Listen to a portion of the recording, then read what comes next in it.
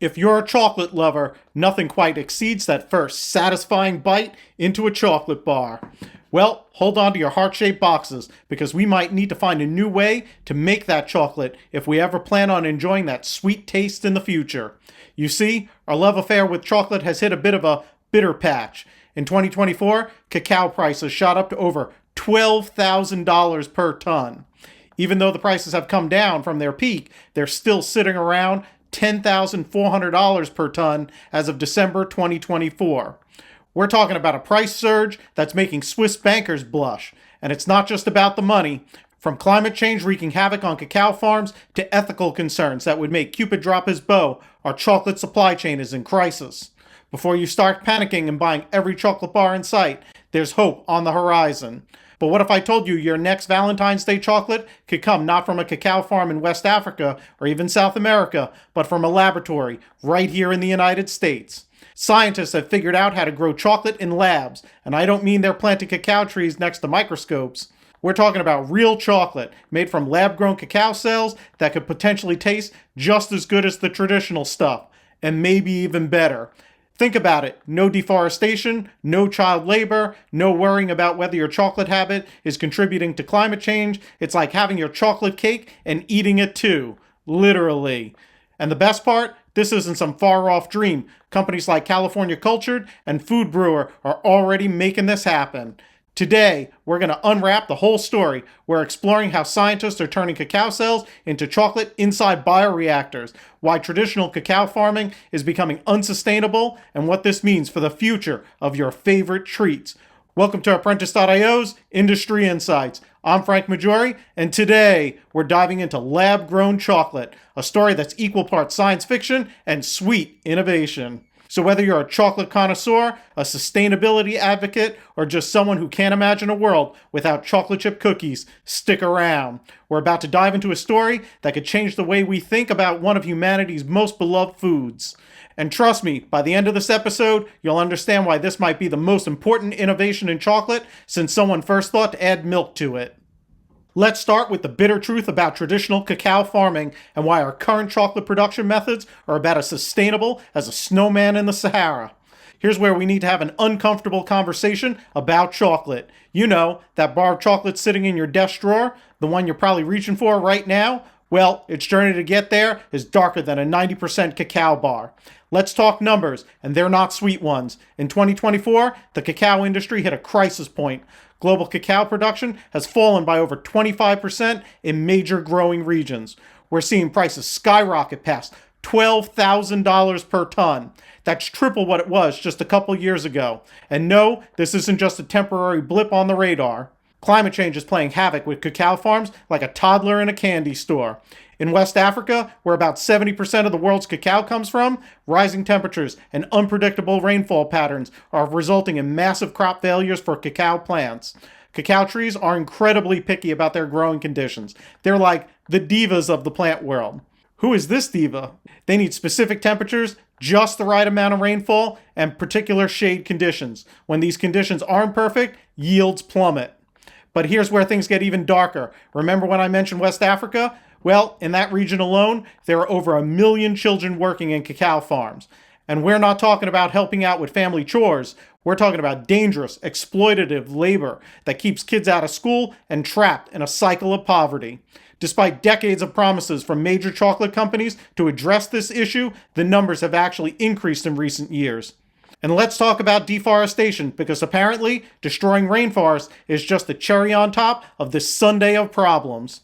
To meet growing demand, farmers are clearing more and more rainforests. It's estimated that cacao farming has led to the loss of about 2.3 million hectares of rainforest between 2019 and 2024. That's an area bigger than New Jersey, just gone, replaced by cacao trees. The supply chain itself is a maze that would make a minotaur dizzy. We're talking about 5 to 6 million of small farmers worldwide, each producing tiny amounts of cacao, selling to local buyers, who sell to larger buyers, who sell to international traders, and at each step, the price goes up, while the farmers themselves often make less than $2 a day. Here's another fact that'll make you look at your chocolate stash differently. Those beans sitting in fermentation pits. They're potentially accumulating heavy metals like cadmium and lead from the soil. Yes, you heard that right. Traditional cacao is basically playing heavy metal cover versions in your food. And just when you thought it couldn't get worse, demand for chocolate is actually increasing, especially in emerging markets like China and India. We're looking at a projected 30% increase in demand by 2030. Without major changes, we're heading towards a future where chocolate becomes a luxury few can afford. Imagine paying $50 for a basic chocolate bar. That's not a future I want to live in, and I'm guessing you don't either. So what's the solution? Well, that's where science comes in, and it's a lot more appetizing than the problems we just covered. Let's talk about how laboratory-grown chocolate might just be the hero we need, cape and lab coat included. Now for the part that sounds like science fiction, but is actually happening right now. Picture this: instead of waiting 5 to 7 years for a cacao tree to mature in specific climate conditions, we're growing chocolate in pristine laboratory environments in just a few weeks. Let me break down how this actually works. Companies like Food Brewer start with a single cacao bean. Think of it as choosing the lead actor for your chocolate theater production. They extract cells from this bean and place them in what's basically a luxury spa for cells, a nutrient-rich gel where they can grow and multiply. These cells form what scientists call a callus, essentially repair tissue. After about 2 weeks, they use microscopes and AI to select the best performing cells, kind of like chocolate cell talent scouts. These cellular superstars then get their big break in a bioreactor. Imagine a high-tech tank filled with a carefully crafted soup of sugars, vitamins, and minerals.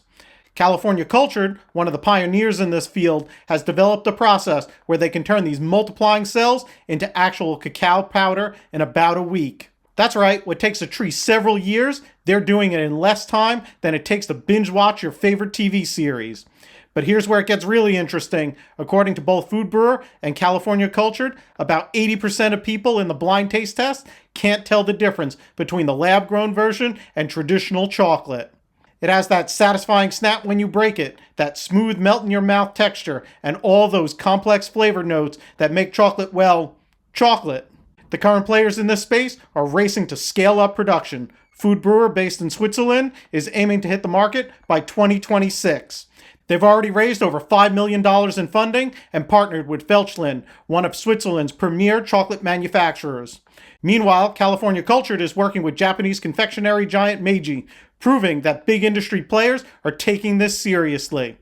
But let's talk timeline and scale. Both companies are targeting commercial release between 2025 and 2026, pending regulatory approval.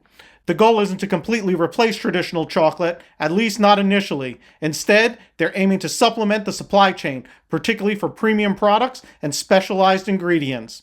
The economics are starting to make sense too. While current lab-grown chocolate costs more to produce than traditional chocolate, these costs are expected to drop significantly with scale.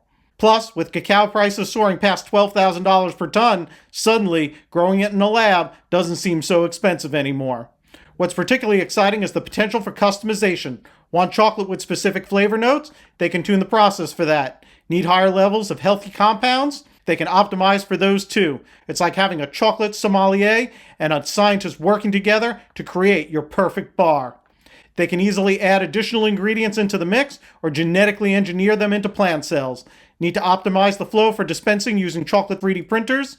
You can change the viscosity to allow for better flow at specific temperatures to create insane chocolate sculptures. And here's a detail that'll make quality control experts smile. Because it's grown in a controlled environment, there's no risk of contamination from heavy metals, pesticides, or other environmental pollutants that plague traditional cacao farming. Each batch is consistent, traceable, and pure. The challenge now isn't so much technology, that's proven to work. It's about scaling up production while maintaining quality and getting regulatory approval.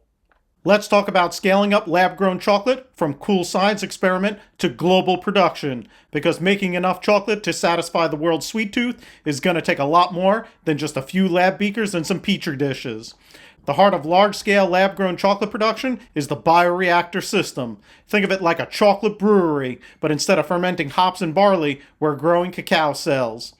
These aren't your standard steel tanks though. We're talking about sophisticated vessels that can monitor and control hundreds of parameters in real time. Temperature, pH, oxygen level, nutrient concentrations. Everything needs to be perfect or your chocolate cells will throw a tantrum that makes a toddler's meltdown look mild. The really exciting part is the move toward continuous manufacturing. Traditional chocolate making is like cooking dinner. You make one batch, clean it up, then start all over. But continuous manufacturing, that's like having a never-ending chocolate fountain. The cells are continuously growing, harvesting, and processing without stopping. It's more efficient, more consistent, and keeps the process moving with little downtime. But those parameters need to be maintained in a constant state of homeostasis with around-the-clock monitoring. Speaking of keeping things clean, single-use technology is revolutionizing the whole process. Disposable bioreactor bags, filters, and connection systems mean less cleaning, less validation, and fewer chances for contamination. It's like using disposable baking sheets instead of having to scrub the same pan after every use. But let's talk money, because that's what all this comes down to. Currently, producing a kilogram of lab-grown cacao costs about 3 times more than traditional cacao. But here's where it gets interesting. With traditional cacao prices soaring past $12,000 per ton and production costs for lab-grown versions dropping, we're approaching a potential crossover point. The economics start looking even better when you factor in the consistency and quality control. No seasonal variation, no weather impacts, no supply chain disruptions. Plus, you can locate these facilities anywhere. You don't need West African climate conditions to grow cacao cells in a bioreactor.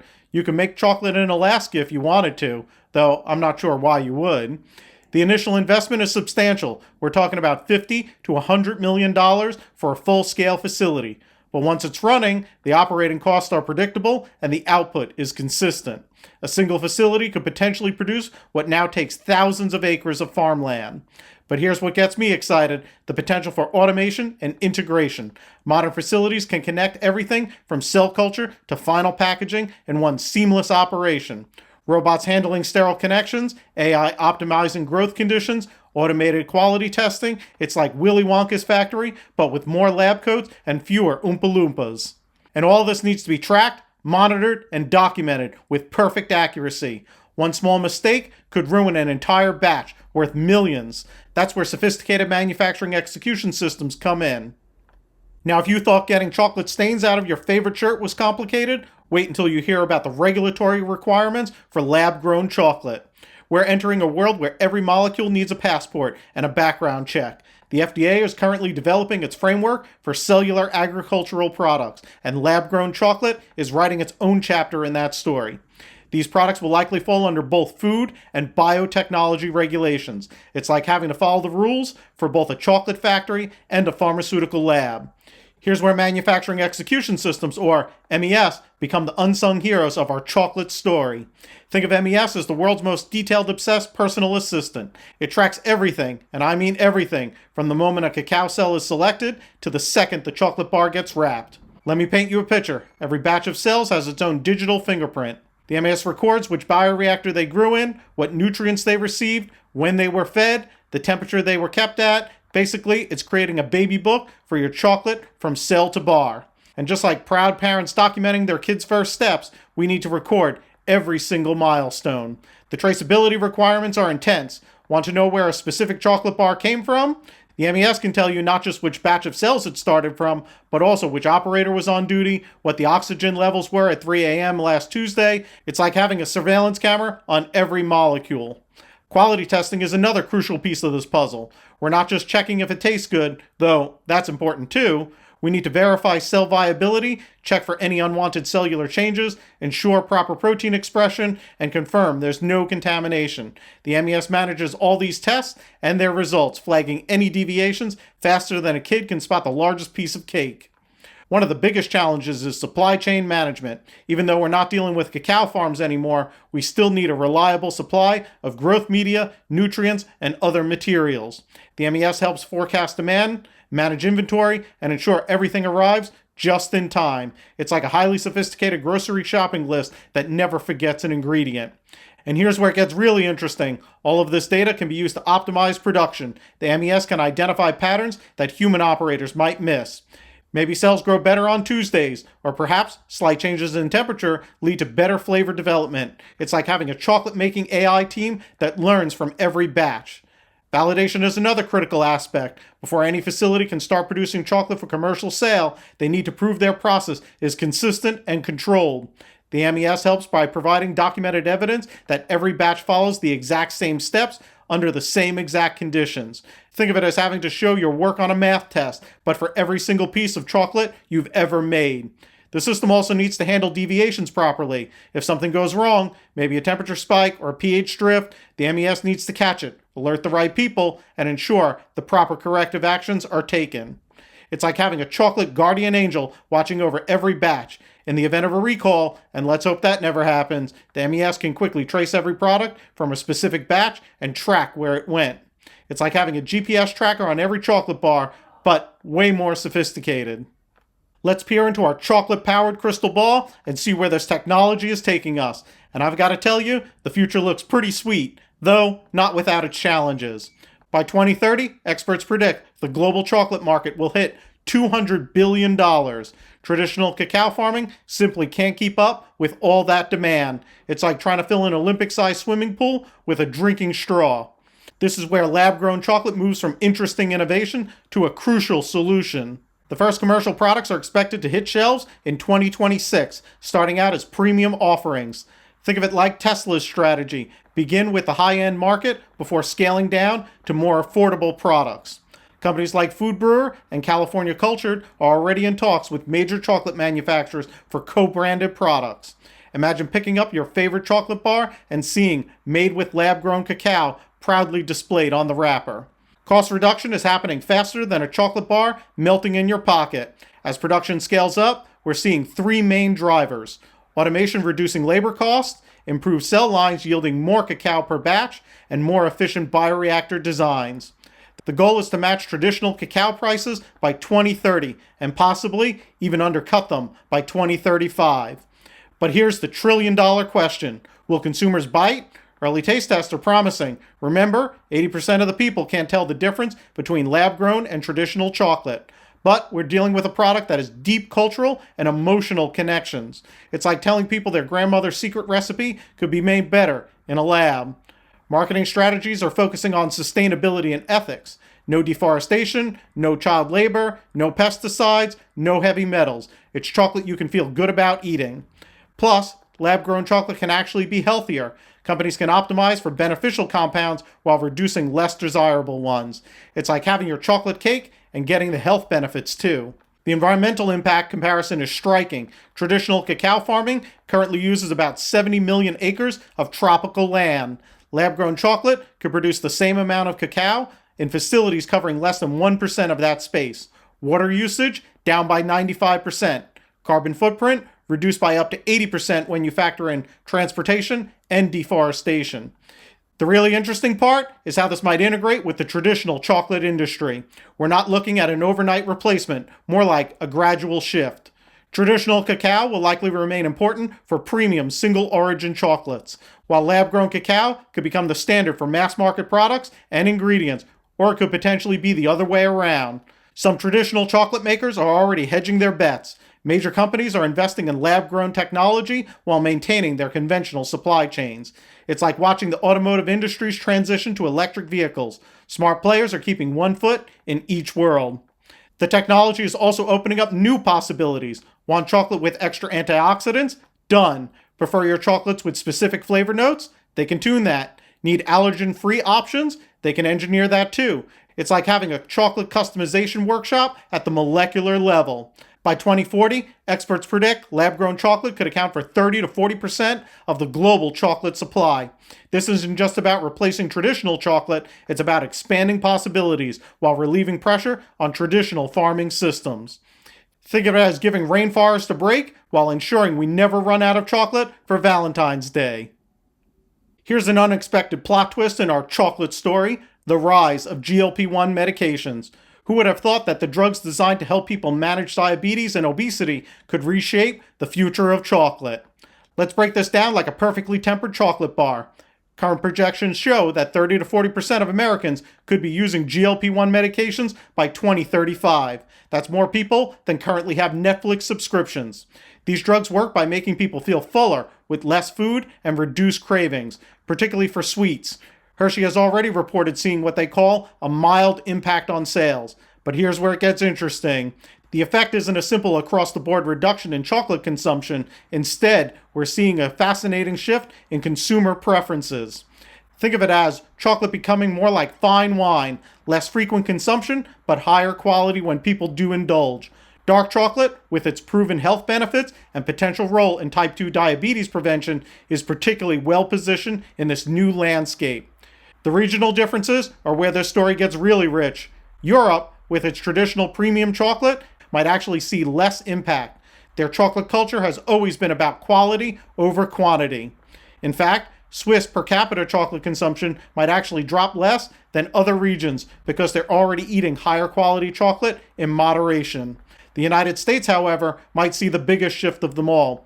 We're talking about a market that's been dominated by milk chocolate, with sometimes as little as 10% cacao content. Manufacturers are already pivoting, with many developing premium lines with higher cacao content and better ingredients. It's like watching fast food chains suddenly offer farm-to-table options. Japan's market presents another interesting case. They've already embraced premium, high-quality chocolate, interesting flavor combinations, and seasonal limited editions. Their chocolate market might actually benefit from this trend as consumers further prioritize quality over quantity. Japanese manufacturers are already developing sugar-reduced premium chocolates that align perfectly with GLP-1 users' needs. But here's where it gets really interesting. Emerging markets like China and India. These countries were projected to drive massive growth in chocolate demand over the next decade. However, with GLP-1 medications likely to expand globally, we might see these markets skip past the mass market chocolate phase entirely and jump straight to premium products. It's like they're skipping the chocolate equivalent of flip phones and going straight to smartphones. These shifts create an interesting business case for lab-grown chocolate, with potentially lower overall demand but higher quality expectations. The premium price point of lab-grown chocolate becomes less of a barrier. When consumers are buying less chocolate but willing to pay more for each purchase, suddenly those production costs don't look so daunting. Here's a fascinating twist in our lab-grown chocolate story: the potential to create what might be called super chocolate. Think of it like precision engineering, but instead of building a better smartphone, we're designing a healthier chocolate bar.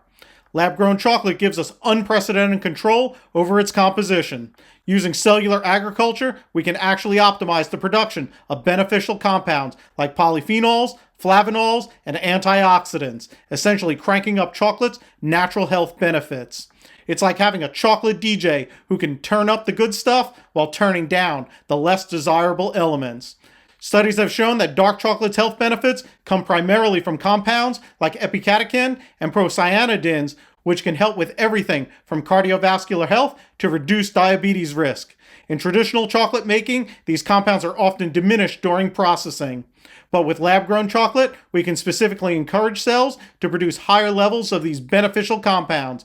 Some early research suggests that we could potentially double or even triple the antioxidant content compared to conventional chocolate. This positions lab-grown chocolate perfectly for the premium market segment. We're looking for a product that could offer quantifiably higher health benefits while maintaining that complex flavor profile chocolate lovers crave. It's like having your chocolate cake and getting a health boost too. The market dynamics here are particularly interesting. Premium chocolate consumers tend to be less price sensitive and more focused on quality and health benefits. While traditional premium chocolate commands around 30 to 40% price premiums, early market research suggests health-optimized lab-grown chocolates could potentially command even higher premiums, particularly in health-conscious markets like Japan, parts of Europe, and among affluent consumers in major cities globally. The business model may become even more compelling when you consider that health-conscious consumers who currently avoid chocolates due to sugar content or other concerns might be drawn to a demonstrably healthier version. We're not just competing in the existing chocolate market, we're potentially creating an entirely new category that bridges the gap between premium confectionery and functional superfoods. You know, when people think about the future, they often worry about things getting worse, but here's one sweet story that gives us real hope. We started this episode talking about a crisis in chocolate production, but we're ending with a revolution in how we can make one of humanity's favorite treats more sustainable, ethical, and maybe even better than before. Just think about how far we've come. In a few short years, we've gone from saying this might be possible to actually tasting lab-grown chocolate that's nearly indistinguishable from the traditional stuff. That's not just progress, that's a quantum leap in food science. Let's recap what we learned. The traditional cacao industry is facing serious challenges, from climate change to ethical concerns to health and safety issues and skyrocketing demand.